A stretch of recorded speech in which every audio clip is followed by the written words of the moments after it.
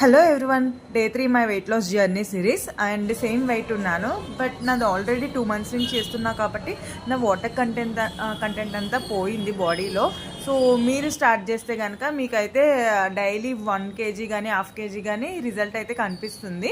So ఇదైతే నేను వామ్ వాటర్తో స్టార్ట్ చేసాను మార్నింగ్. ఇది వచ్చేసి బ్రంచ్.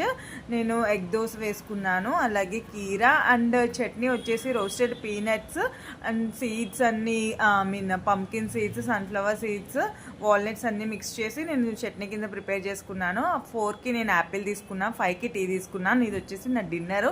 ఆమ్లెట్, కీరా అండ్ వాటర్ 3 liters మస్ట్. తాగలేకపోతే 1 liter మనం వాటర్ మిలన్ జ్యూస్ తాగొచ్చు.